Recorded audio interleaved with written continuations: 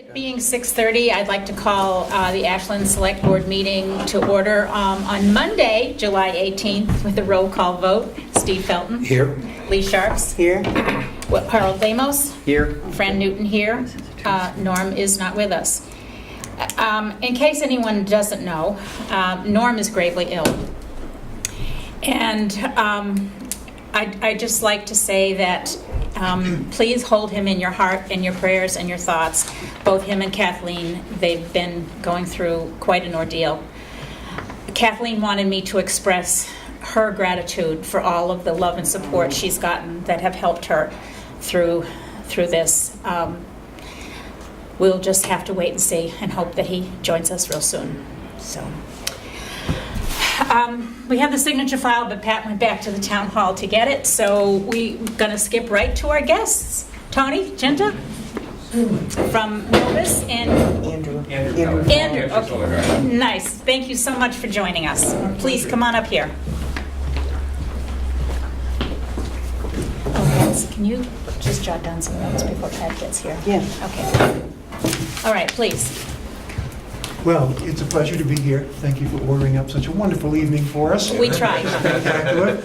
And I'd like to do whatever I can to fill you in on some of the solar ideas that we have.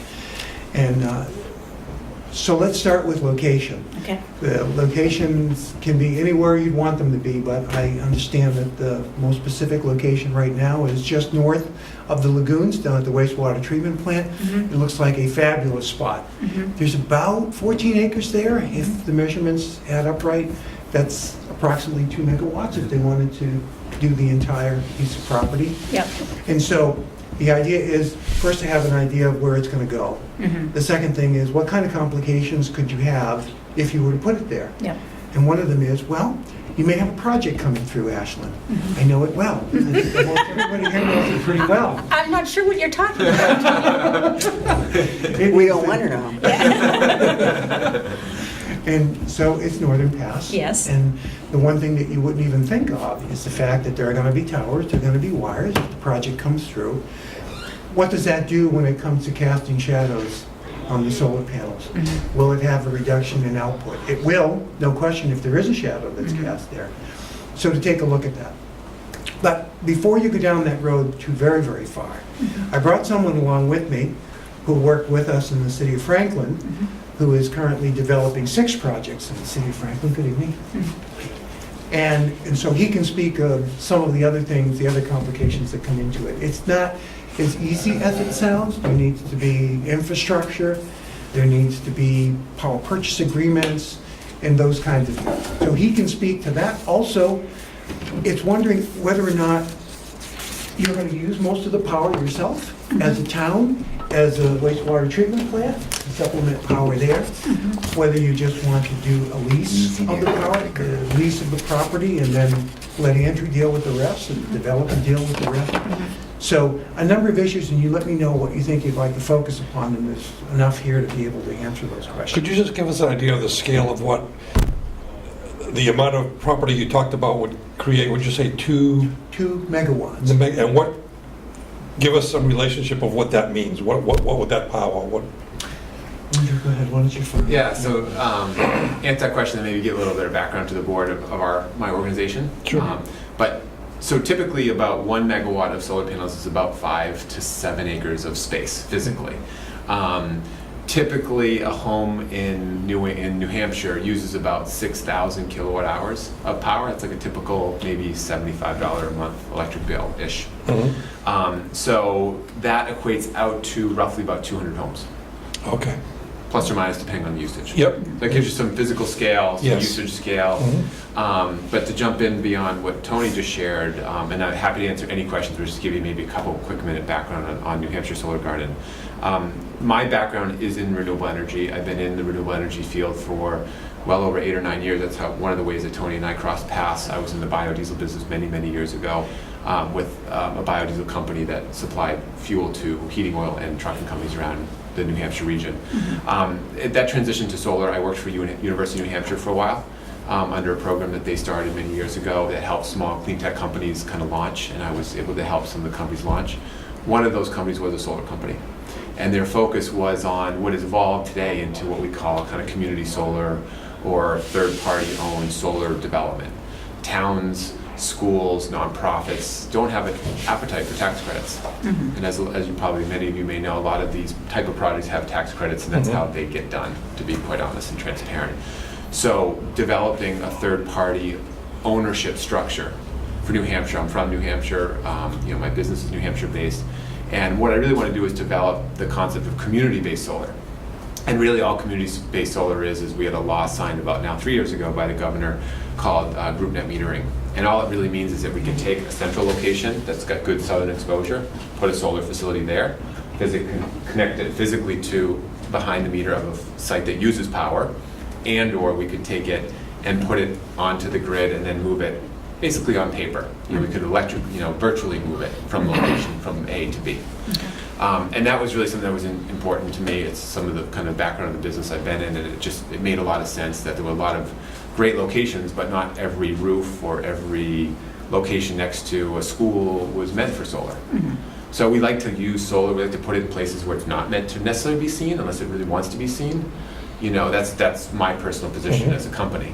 So we look to wastewater treatment plants, we look to landfills, we look to pieces of land that cities have that have no value, and is creating no value for a town or a city. And that's where we come in, and we, as a company, we take on all the development, permitting, risk, and spend the money to get these projects, permitted and ready to be built. Our success to date is that we have well over 15 different projects around the state of New Hampshire that have either completed all the permitting, are starting construction. We have the largest solar project, which you probably wouldn't have heard about yet because we've kept it kind of under the radar in the press. It's the largest landfill project and the largest solar project in the whole state over in Milton, New Hampshire. So we are comfortable taking on challenging projects. The majority of our projects are municipal based. So we have lots of municipal references we're happy to share with the board and other folks.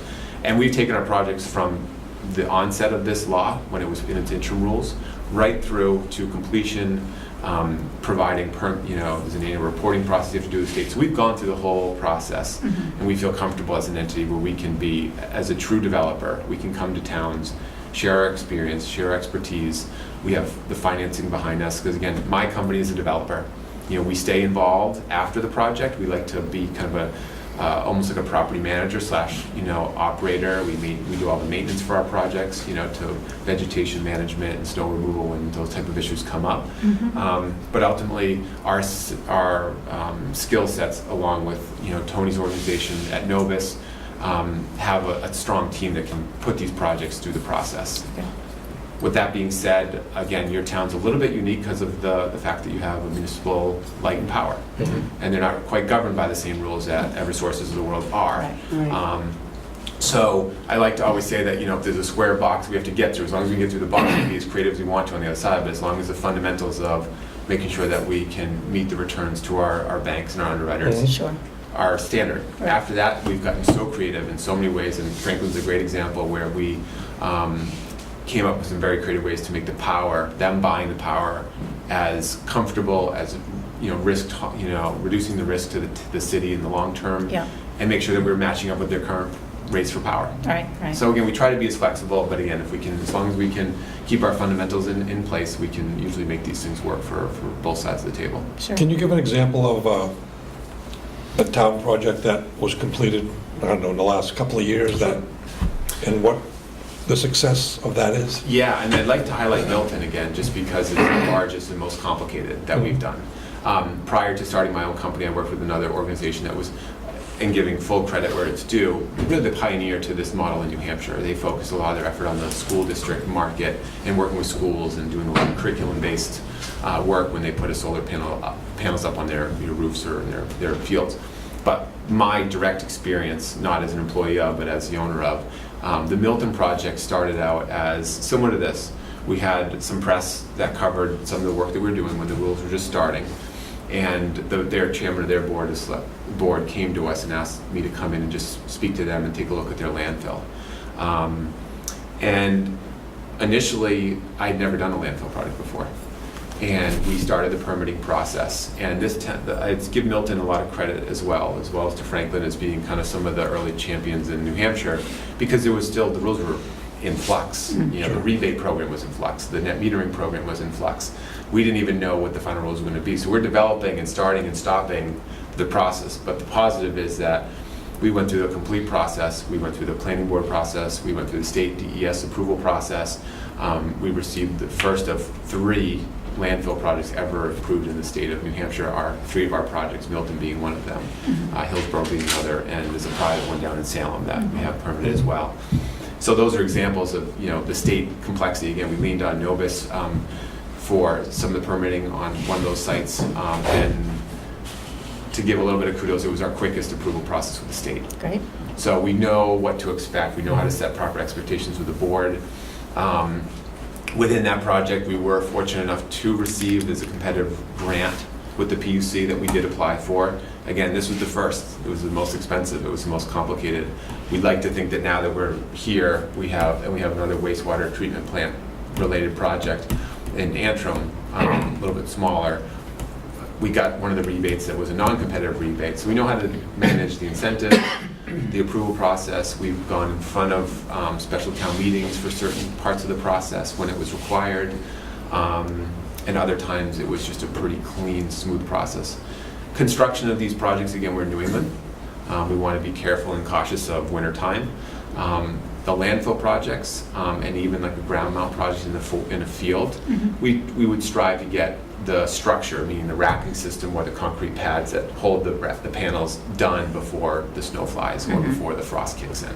What's the range of scale of the projects? Like the smallest one that produced the smallest amount of electricity versus the largest? So our smallest one, just give you the scale of physical footprint, is right around 1/4 acre of solar panels.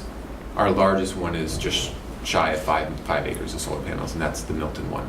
So we've got about 5 or 6 projects that are within that 1/4 acre to an acre of size panels, and then most of our other projects, like all the Franklin projects, are north of 4 acres of solar panels. All of the ones in Franklin are completely what we consider shovel ready. Like we're ready, we're starting to gear up all of our construction planning and looking to start construction on the first of the sites starting probably late summer, early fall. So once the build process is the easiest, it's like we could take anywhere from 6 to 10 months to get through the permitting process, because the utility takes, depending on the relationship between, like in this case, the town and the utility and the developer, it could be a 6-month, it could be a 10-month process, it could be a 2-month process. Depending on what standard of planning the town and the board would prefer, local planning board can be a month or 2. If we come prepared and have everything organized and can give the board and the public and any abutters the information they need, more times than not, we have been in and out of usually 1 meetings, more times than not, pretty well unanimous, because we're not creating sound or sight or smell or, again, if we're placing it in a place where solar is meant to be in my position, we're not trying to put it in somebody's backyard where the kids are playing. Right. So how is this comparable to the Plymouth project that's owned by the town as far as complexity and output? Yeah, good question. So that project, if it's what I'm pretty sure I'm familiar with, is the one that had a lot of some earmark money through the AIR funding program. So the difference between like a project like that and the projects that I do are that was kind of an exception to the rule. The town was able to get X monies to help offset the fact that they don't have a tax. But they are the owner, correct? They are the owner. So let's compare those side by side. If you took that project with some financial support, and again, this was what, 5 years ago, 6 years ago now, I think that they built that one, when cost of solar was 4 times what it is today, 3 to 4 times. And then you put a project like today, with the type of projects I do, your town, as an example, if we're comparing it, would leave about 40% of the project cost on the table, because that's about how much tax credit value there is. So was the amount of AIR funding or earmark money that project received between the rebates and that 40% of the cost? I don't know those numbers, but it would be, even with the cost of capital of like doing floating bond, again, you're leaving money on the table and you have to then get in the solar business. And if the town is comfortable with that, we can support that too, but it's... The only reason why I ask is I'm a little bit of an environmentalist, and I know that the solar rebates are expiring pretty soon. And looking at both ends of the federal kickback, I guess you'd call it, and the ownership by your company, which would be the better avenue? So the rebate, the tax credits I think you're referring Yeah. to, those have been extended. So they were about ready to expire in January. Yep.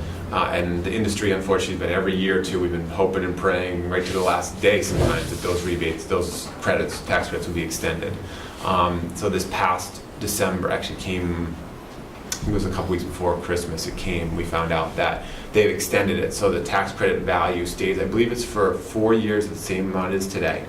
And then it steps down a little bit for a year, steps down a little bit more for a year, and then I think it's in year 6 or 7, it drops to the 10% tax credit value rate, and it flatlines. Yeah, I ask Definitely. because like any industry, it changes all the time. It does. Mhm. Your path and my path have crossed at the DOT Commission about 8 years ago when they were trying to get into biofuels and, Oh, yeah. yeah, and I know that they were all gung-ho and then the benefits stopped and they just kind of turned around and Yes. walked away. And I Yeah. remember having a conversation with you in '08 about that. Yeah, So one of our big issues in town, as you said, Ashland is unique, is that we don't have net metering. right.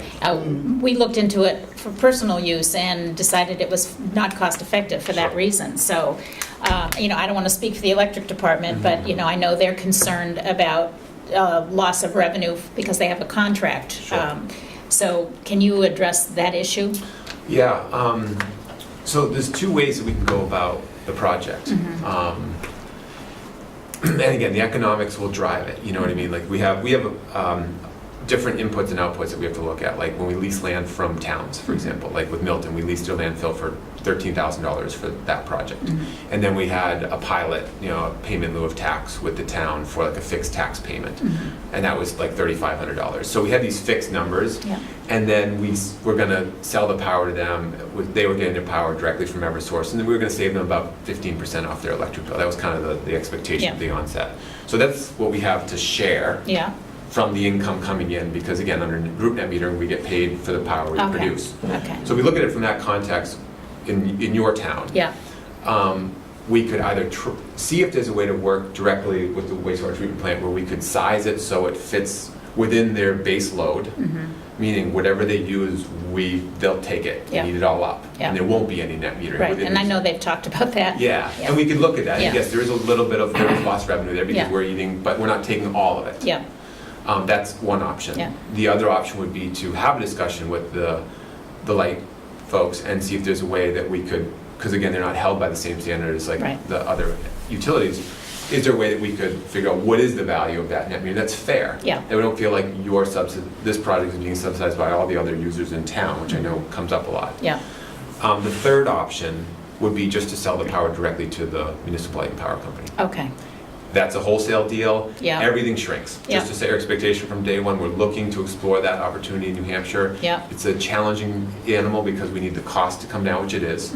But land leases, tax expectations, all that comes down because the driver of it is how much we sell the power for. got it. So if we're selling it at 9 cents or 9.5 cents on a group net metering type project, we have to be something much, much less than that on the wholesale to compete against the wholesale markets Sure, and get them comfortable with a long-term contract. yeah, We have to come to the table, I think, with our expectations set realistic. got it.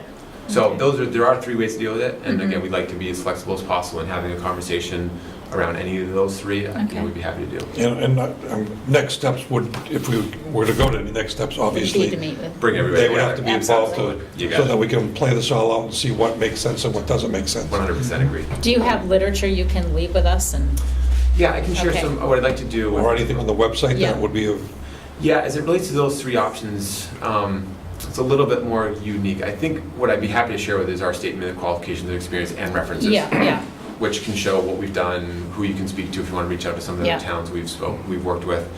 If there's something specific around that, like if you get feedback from them where they like to kind of understand what this is like, we could do an initial conversation. I could try to put something together that kind of spells it out. I'm again, Okay. happy to do anything to help. okay, But that is kind of a unique, the nature of this, there Yeah. aren't many of you guys in the state. There's like, what, 5 or Right. 6 yeah, municipal. I think actually less than that. Yeah. What's your understanding of what it takes to get to net metering if you're not at net metering? Ask that one more time, sorry. We don't do net metering Correct, now. yep. What would need to be done to Oh. allow that to happen? I think that's strictly, just like the New Hampshire Electric Co-op, what they originally were held at the same standard as Eversource and Unitil and the others. Once the initial net metering cap was met, they were allowed to do what they wanted to, within reason, whatever that means. So they were able to go to their board, and their member-owned organization, which I guess in translation could be the municipal light power, could come back to the town and figure out how they could create their own. So it would be really very much an internal, almost like an internal policy is how I would understand it would be crafted. And that's really no different than what the co-op did. Okay. And they presented it, they published it, and then they could put a cap on it. I mean, I've talked to other municipal light powers companies in Massachusetts where I've done some work, and I never did any projects with them, but talked about how do they deal with it. But is there any significant infrastructure? No. Hardware that has to be done to? No, so typically what happens with our projects is if there's any infrastructure-related upgrades that are required from a protection perspective, it all comes down to the protection aspect of it. It's a cost that we bear. So in Milton, for example, we had to put like 3 new poles up. We had to put a new transformer down. We had to put some safety equipment called reclosures up. We had to put 2, typically only put 1 on a project of that scale, just the uniqueness of that location. So those are costs that we had to bear in the cost of the project.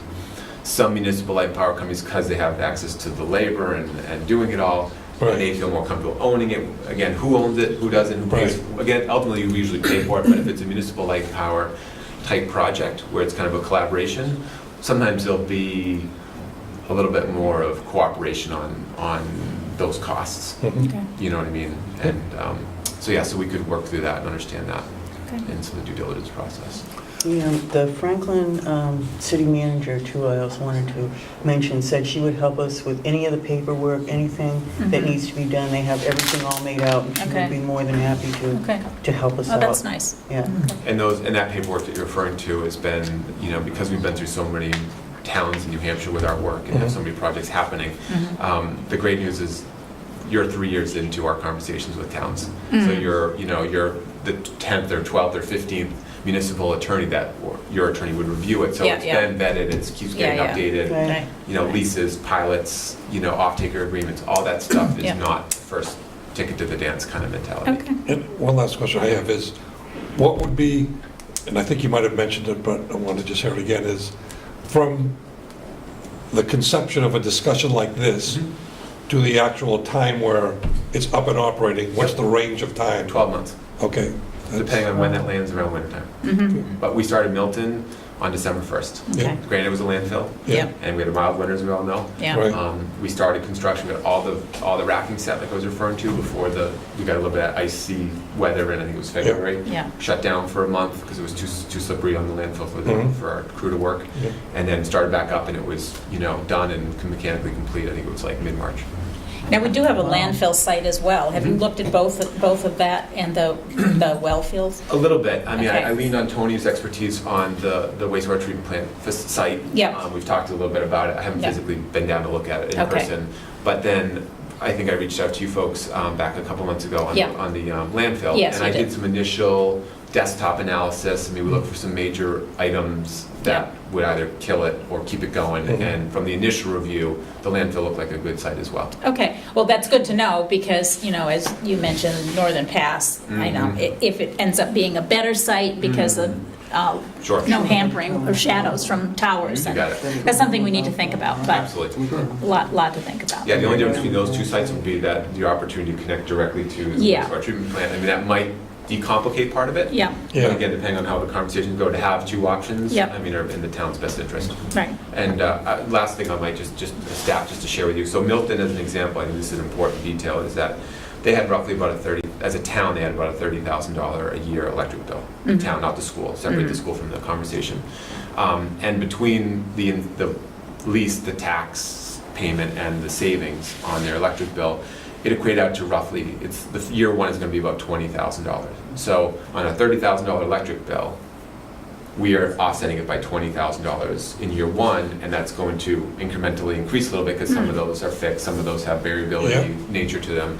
So for a small town like Milton, which again, not knowing the exact demographic to Ashland, that's a big impact. Yeah. Yeah. Definitely. And a landfill, as an Huge. example, is cost, it's a liability to the town. Absolutely. So that was really the Board of Selectmen's attitude about this. Okay, we have this liability, can we turn it into a little bit of an asset? Mhm. And when we did it all, came out, Okay. again, they got the largest project. It may not last for long, but it is the largest project now. Okay. But it will always be the first landfill, so Yeah. they Excellent. can be proud of that. Excellent. So, How many towns have you done that are not net metering? Have you done a project in at this time? None. Every project, to find a project, we tried to look at one of the city of Franklin projects. We're trying to make it fit under the base load of the off-taker or the location where the power was being used. It's complicated. I mean, you could have a load that they might use equivalent of like 2 megawatts of power, but when you look at their base minimum load that you have to stay underneath, so not to send anything net meter back, it was like a 200 kilowatt project. Yeah. I mean, it's Not so worth it. variable unless you have a hospital Yeah. that's like set it and forget it. Yeah. And I did do some evaluation with a hospital, Mhm. and they had like a massive flat line load and had barely a 5% or 10% discretion in there. We have a few large producers, we have a few factories, but I'm concerned with that because we have a small electric company. Net metering is something that we don't do. Mhm. So I'm looking at the viability of the project Yep. out of the gate. Totally, and I'm a big believer in a quick no, to be Yeah. honest with you. I mean, it gets to that point where like, if it's a real pushback and there's no way to either create some type of a fair net metering program without it taking 5 years from now to get it done, or the base load is so low that it doesn't make sense, Yeah. because that example, we're gonna be doing a 100 kilowatt project, Yeah. and/or the cost that the municipal light power can get their power under any other fixed PPAs. I know you guys have some hydro in town, and they get their power from the open market. If we can't compete with that to make our numbers work, I'll come right out and tell you, I'll be honest with you right off the bat. Great. You have my support out of the gate as well. I mean, I'm alternative energy all the way, but Yeah. I have to look at every angle. Oh, absolutely. And I will look right down to Oh, yeah. the return on investment we have to meet our underwriters' requirements. If it doesn't hit it, I'll come back and say, thank you guys for your willingness, but at this time, let's circle back in a couple of years when the Great. cost of solar comes down another 30%. Great. Thank you so much. Do you have business Thank cards? you. I do all from these the town? cards for you. Okay. Madam Chair, can I bounce a couple of questions too? Absolutely. We can all learn. when we talk about- Absolutely. So I understand about the municipal light and power for Mhm. the town.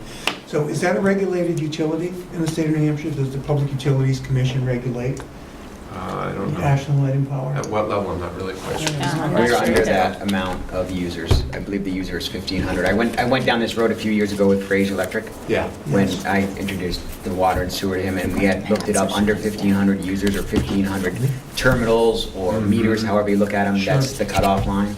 Yeah. That's why the Electric Commission will never have to give in if they didn't want to. That's why I put that You're right. question out Good there. point. And that's precisely the road I was going down. Is there a requirement Mhm. for net metering? You know, will the PUC hold them to a certain level Yeah. and say you Yeah. must net meter Right. X?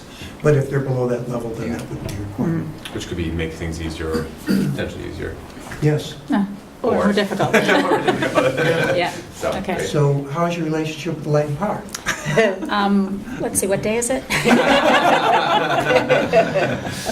But, you know, one thing that I want to share with you is there's the brass tacks, nuts and bolts of what goes into this. Mhm. But there's also the story. Let's never forget the story Right. that Ashland gets going down this road and Mhm. so on. And that story was just so wonderful. People still talk about it. Yeah. Mhm. And will, especially now, the next big thing is when we cut the ribbon and start construction. Yeah. That starts it again. And then the next big ribbon is when the first kilowatt of power is Sure. produced. So you keep getting this stories that keep coming back and like, what is going on in the town of Ashland? Mhm. You know, like it will. So that has value to it as well. Yeah. Yeah. A lot to be said for that. Great. Thank you. Well, thank you so much. Thank It you. was a Thank you. pleasure. Appreciate it. We will obviously discuss this a lot more. Excellent. Thank you. Very good. A pleasure. Thanks. Thanks. Thank We need to talk Okay, sometime. very good. Yeah. Thank you very much. Thank you. Dave. Miranda's about a half an hour out. Okay.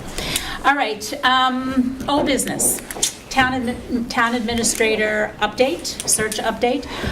We have interviewed 2 candidates thus far, and bringing them both back for a second interview on Wednesday, which is nice. We do have a 3rd individual that we're also meeting with on Wednesday. Heather has agreed to come back from time to time and help us out, which is fabulous. So she will be here tomorrow. She will come on Tuesdays because that's Finance Day. And We had asked Friday, but she can't do it Friday this week, so she may come Thursday. But, we will just pay her hourly, and she'll help us over the hump, which we're very grateful for. Yes. Okay, we had a joint meeting with the Heritage Commission and the Historical Commission to discuss the Whipple House. And Steve, can you give us a brief update on that? Yeah, it was, the purpose of the meeting was just for the select board to get a clear understanding of where the Whipple House was at relative to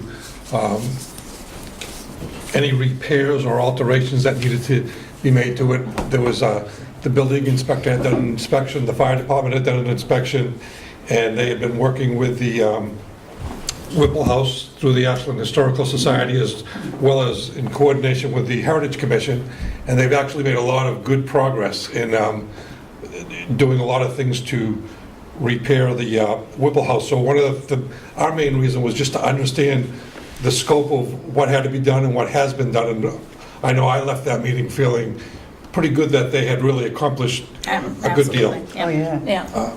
And so that was good to see. And then what I think we want to do moving forward is identify some of the scope of what might need to be done in the future, get maybe a better handle on what the potential costs of that might be, and maybe begin to create a timeline of how those things would get done. So I think we got a lot of good information at that meeting. Yes. And I guess the next steps would be for us to just kind of take all that information, digest it, and maybe put it into a timeline, and then maybe meet again with them and Yeah. talk through that process. One of the things that, that we talked about was, the fact that the Whipple House is a town-owned asset, so it is owned by the town. The Historical Society is responsible for managing that piece of property, and they have been doing that. And we just wanted to make sure that if there's any alterations or anything like that that are done with the property, that those things kind of go through the select board so that we understand what's being done to that asset. Yeah. No, I came out of there the same way, very pleased that the hard work they've been doing, and thanks to David for giving us the thorough update. They did tell me that they have done a thorough analysis of the Whipple House, and they've looked at all kinds of things, and they have in mind to do an analysis of the town hall too, because Right. that's one of our historic buildings, and we could certainly use that, so that was good to hear. Yep, that's next. Yeah, anything from you two? You were both there? Any other I comments? think that there was many hours of research put into Oh, the absolutely. damage and the repairs needed, and Yeah. that they came full force with everything that Right, the townspeople so- need to know. Yeah, we also had a power photo Yep. program Lots by of Susan good McLeod. photos. That was really Yeah. helpful. So many thanks to the Historic Commission and the Heritage Commission for all of that hard work. Okay, HR Director update. We still haven't identified anybody, but I have asked the board to kind of look at the job description and to see if there's anything that you want to change in there. Are you comfortable with it?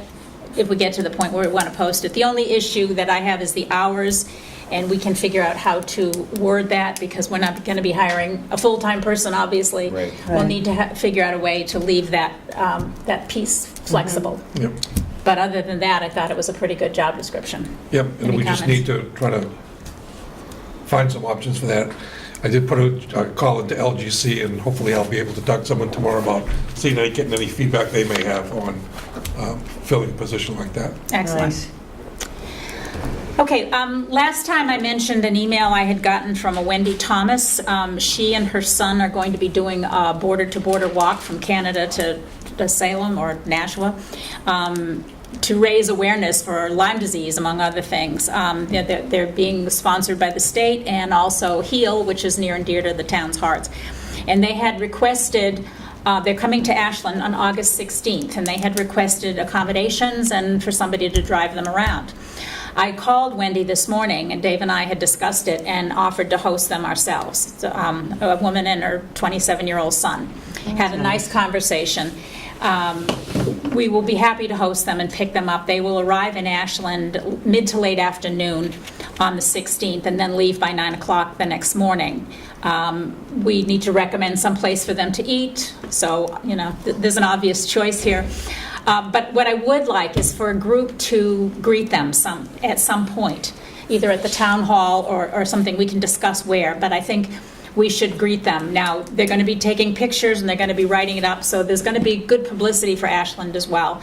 But I think it's important that Yes. the select board, if possible, and Yeah. other folks in the town can join us for a brief reception for this woman and her son.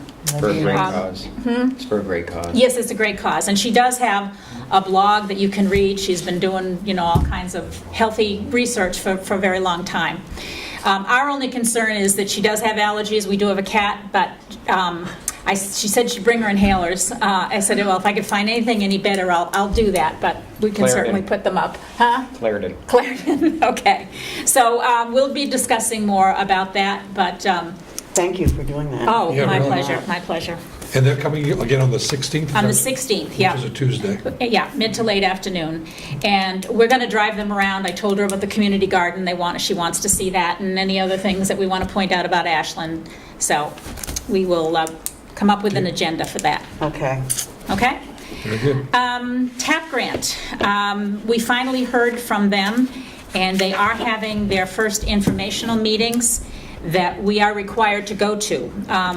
One is Thursday, July 28th at the Lincoln Town Hall. I know Dave and I can go to that one. That's from 10 to noon. There's no limit on how many can go. Tim, you really need to go to one of these if possible. The next one is Wednesday, August 10th at LRPC headquarters in Meredith. I can give you this page, Tim, so you'll have it. But anybody else who wants to go, we do need to notify them by July 22nd of who's attending. So please let me know before then who can go. As I said, it's required that we attend this informational meeting so that we can then submit the grant. At that point, we'll have to assemble a grant committee like we did last time to put this thing together. And all help is welcome. On that 8:10 one at Meredith, is that 10 a.m. as well? Yes. I can probably go for that if Steve can. Okay. Well, like I said, there's no limit. If two of you want to go, that's great. So yeah, they're both 10 to noon. Okay. Fantastic. But I'm going to notify them by the 22nd, so please get your names to me. Okay. Okay. Just a brief update on our letter to the electric department. We didn't hear anything from them, but they did install a light. They installed a solar light over the weekend on the flagpole. My recommendation is that we meet with them to make sure that there's complete understanding about that letter that we Okay. sent. I know there's still some repairs to the Booster Club that need to be done Yeah. by them, and we need to make sure that we have a clear understanding. So. We have to have compliance. Yeah, so the solar light is tiny, and it's on the flagpole, but, we had asked them to at least tell us, so I think we should have a meeting with them. Agreed? Agreed. Agreed. All right, I will send them a note. Okay, any other old business? All right, new permit applications. Our building inspector, when he came, brought in some samples from from Tilton, I'm sorry, of their permit application forms and their fees. I think the board has them, and we should take a look at them. And in terms of the application itself, I think we should just look at it and provide our comments to the planning board and then turn it over to them. In terms of the fees, they are required to hold a public hearing. So we can give them our opinion on the fees or not, but they should hold a public hearing if any fees are going to be changed. So I don't know if you've all had a chance to look at them, but if you could get any comments to me, I will send them off to the planning board, and then we'll take it up there as well. Okay. But I did appreciate the new ideas. Patsy took them and immediately put the town of Ashland on it. She liked them. She's been dealing with these forms for a long time, so That's good to hear. yeah, I think they've worked very well for them in Tilton. Okay, DPW radios. Mr. Paquette. Yes, I have supplied you with a purchase order. Okay. It's in the signature file. Oh, which we haven't done yet. Okay. Okay, can you tell us what we're signing here, please? These radios I've been trying to get actually since 2012 Okay. to upgrade to digital capability so we can have some interoperability with fire and police. Mm-hmm. That's secondary. The first thing is, I've got to have them for safety of myself and the guys. Mm-hmm. Right now, some of the radios that I have are fire department hand-me-downs from 20 years ago. Yeah. It's a must, it really is. Unfortunately, there was $4,000 cut out of that budget this year, so I only have $6,000 to play with. That's gonna get me maybe 6 radios, depending on some of the newer analog radios that he takes in trade. Yeah. And that still leaves me at least 4 radios short. I was gonna say, what do we need? What's the total number? I need, well, I'm gonna get 6, so I need 10 altogether. Oh, you need 10 I altogether. need 10 altogether, and that's including a base radio at the garage.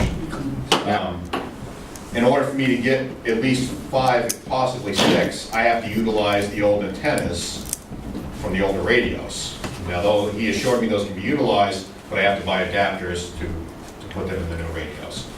So I kind of have to cut back on that. Normally, we would have OM, Mount Electronics install them, but because of the cost, the mechanic is going to install them. Okay. I've been assured that doesn't do away with any of the radio warranties Okay. by doing that. The wiring is there, so it's just a matter of power, putting power to the new radios. Okay. So, but I need these radios, I really do. Well, you've been talking about it for a couple of years. Since 2012, I've been, Yeah. Unfortunately, we had default bad budget a couple of years, but Yeah. But it is in the budget this year. there's some money at in the least budget, some. and I'm going to have to put more in for next year. Yeah, okay. So I can realistically get 5 and hopefully 6, depending Okay. on what I get for use radios. Okay. So And to you, it makes sense to use the old antennas? he assured me they would work. It doesn't make sense to me. What's the cost if you do it with the correct antenna? What's the additional It's going cost to add another $250 per unit, per unit? which would really limit. Is that something you can do after the fact? I probably Use- can, yes. Okay. I mean, So I you can could work upgrade the antennas in a I can year. work that into the next year's budget line to Okay. upgrade. So Okay. has he given you any, I guess, logistical paperwork as far as your new narrowband radios? I've got all that. I have the quotes on per radio and Right. what they are. My only concern is that you have these new narrowband radios, and a couple years down the road, the old analog antennas no longer work or no. Well, yeah, so we would have to upgrade. I mean, they're digital/analog radios, these new ones, so. I can attest to your need. I gave one of your drivers a ride from the top of Sanborn Hill back to the I bought township. some portables last year as a last resort because I had 2 trucks where the radios absolutely did not work. Mm-hmm. And portables only stretch so far, and even in inclement weather, they don't, it's even shorter. Okay. So, I mean, Tony can attest to radio issues, Yeah. even with the good digital radio, sometimes you're just in a bad spot. All But right. it's employee safety first and foremost, It ensures I'm public convinced. security. so. Thank you. One more question on the antenna. You said that by using the old antennas, you save $250 per unit, Per radio. per radio. Now, if you use those antennas and then you go buy the antenna later, is it going to be more than $250? I guess I'm trying to figure out that. Steve, honestly, haven't got that far. Okay. I mean. I'm just trying to figure out whether it makes more sense to do it As much as I don't now. want to, I guess, we can overspend that line. Mhm. I would like to do it right the first time. Yeah.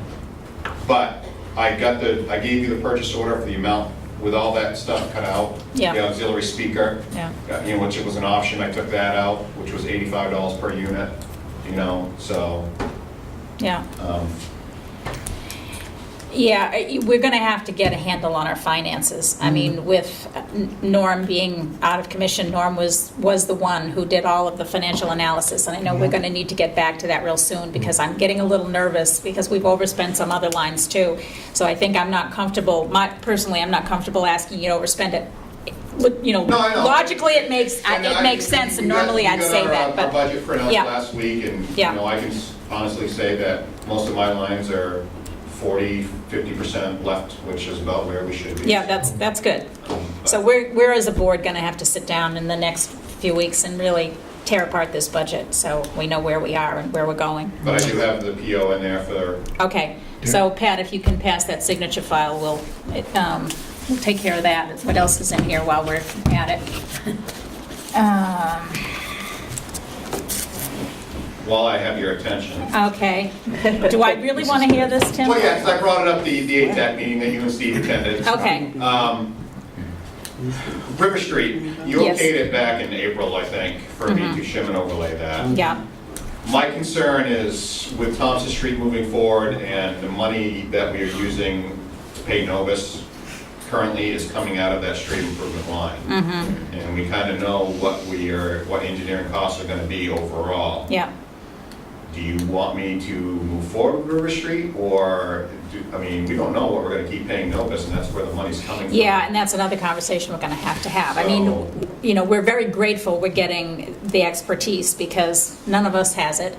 But, we do have to be mindful of the Right budget. now is that street improvement line. Yeah, that understood. 54,000, so- And that's another analysis question we have to ask ourselves when we look at the budget. When do you need a go, Yeah, no-go to get it done? right. Well, we did it in late October last year, the first section, and I'd rather not wait that long. I'd have to call a paving company and see what their schedule is, and then I can give you a better date. And maybe it's something we can discuss at our next Yeah. work session. and I think we should. Any information you can get relative to that project and no-go I could, dates. you guys are gonna be here for a little while tomorrow, right? Yep, Wednesday. Possibly. I mean, Wednesday, I'm sorry. Possibly. We may Wednesday. be over at the town hall, but, But Yeah. I could call paving companies tomorrow, Okay. or at least just one, and All right. they're generally the same, so I Yeah. can make some phone calls tomorrow and let you know Wednesday okay. what their timelines are like. All right, thank you. So I know they're busy right now, they're booking stuff out as far as August, so Yep. Okay, we might need to know pretty soon. all right. Thank you, Tim. Okay, in the signature file, there is a form for a new hire. Tony, is that Yes. correct? David Waterbury of Hebron. Do you want to tell us a little bit about?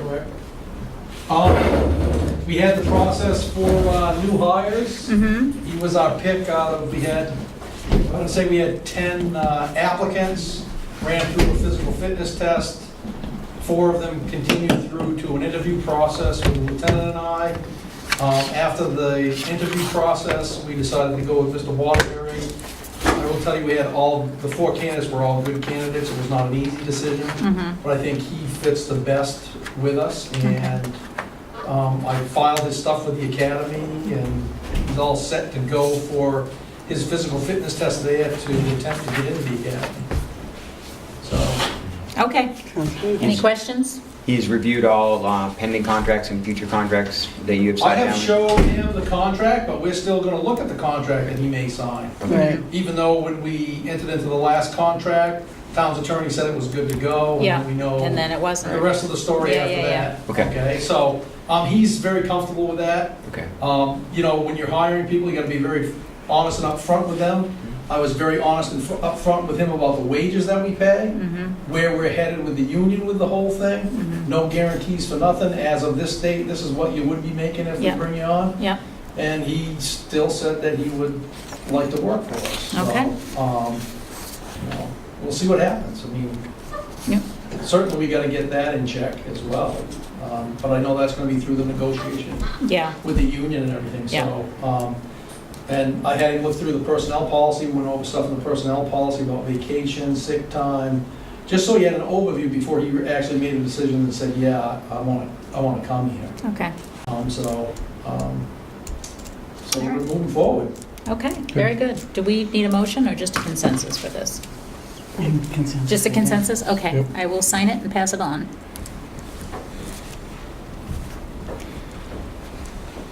When does he start, Tony?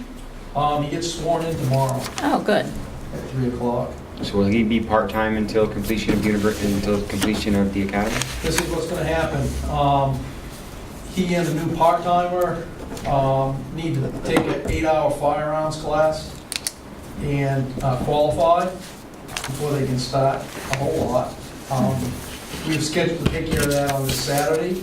So hopefully we'll get them on board there, and then we'll discuss with him when he can leave his next job to come here. I will tell you, there's not gonna be a whole lot of time for field training with him. We still have a bunch of stuff that he can do, reviewing policies and all that other stuff, before he goes to the academy. There's no guarantee that he'll get into the academy, even if he passes his physical fitness test. I had to drive the application down there personally, because I got online. They say they only take 60 applicants.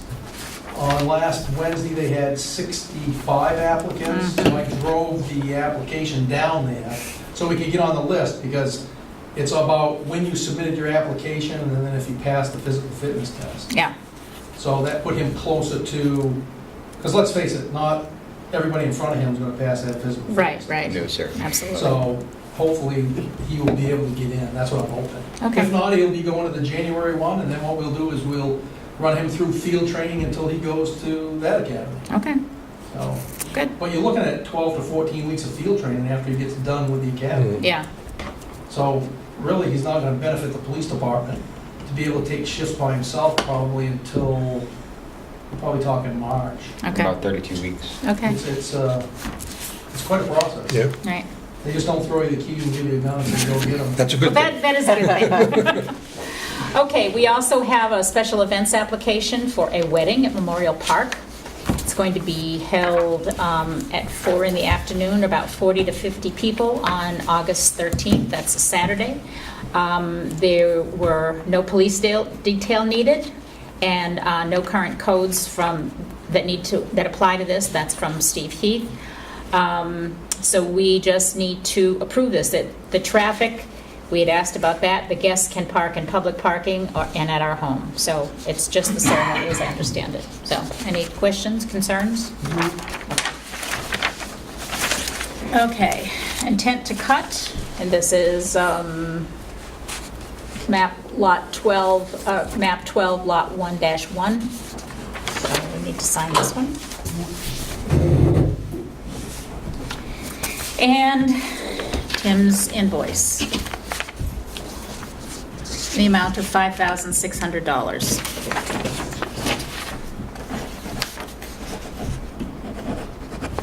And in purchase order from the police department. This is some equipment, looks like radios as well. It's the radio for the new vehicle. Oh, yeah, we are, some of us already signed this, Yeah. never mind. If you didn't sign it, please do so. We have a couple signatures on it. I think we need a couple more. Okay. ATAC, Dave left, but he gave me a memo that I'm going to distribute to the board. These are some recommendations from the ATAC, and I'm just going to give this to you and ask that you take a look at it, and we can discuss it at our next meeting. It has to do with North Ashland Road and culverts and the TAP grant as well, and I already mentioned the TAP grant, we need a committee, so take a look at that, Okay. and we'll discuss it next time. Okay, any other new business? No. Old business. Select board items. I got a note from Mike LaValle at CCS, and he needs to know what we want in terms of Microsoft Office for the town hall. As part of the original estimate, all 5 units are supposed to get Office 365, and for those of you who don't know, Office 365 is where you get it directly online. There's no discs or anything.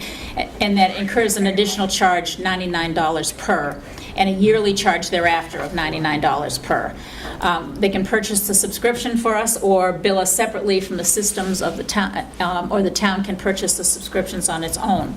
The alternatives are to purchase retail copies of Office 365, and those are $250 each, or transfer the existing Office 2010 license. This software is 2 versions outdated at this point. So I would think we would go with a 365. 365 at $99 per. Okay, I will let Mike know. So I guess the police department will do the same then.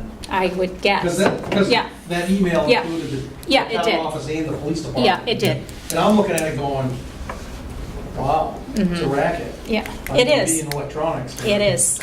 No question about it. But So- we're slaves to the racket, unfortunately. So I guess we'll do the same thing at the town hall. Yeah. Keep it consistent with. I think it should be. Yep. That way we always have the most current version. Exactly. So it makes sense. Okay, Budget Committee. I got an email from David Rule, actually the board did, and it says, in our scheduling of departments for meeting with the budget committee for mid-year review, the town administrator scheduled all the other accounts not covered by department heads for this Wednesday, July 20th. Was wondering who will be handling those accounts, which would normally be the responsibility of the town administrator. I don't know about anybody else, but there's no way I'm prepared to discuss a review of our budget. No, not based on where we're. My suggestion, I mean, David, you understand, we have no town administrator, and we've lost our chairman of the select board, hopefully temporarily, but what I'm going to suggest is that you have a copy of our current budget, correct? That you can submit questions, and we will do our best to answer your questions. As I said earlier, we're going to have to sit down and roll up our sleeves and start tackling our current budget and where we stand financially so that we can be prepared going forward.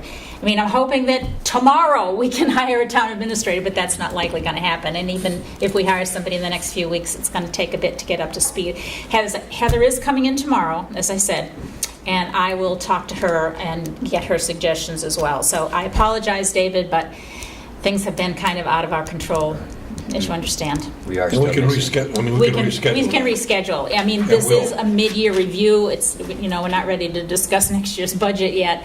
But I think we need to do a lot more work in reviewing our own budget, which is kind of, taken a back seat to everything else that's going on. So Harold will be there? Yes, sir. So you could take the questions? Yep. Yeah, thank you, Harold. That would be fantastic. And if anybody else wants to go to the budget as an alternative, We are still waiting on some audit information as well from a couple departments, correct? like water and sewer, they have their audit. It's complete. Their audit is complete. Okay.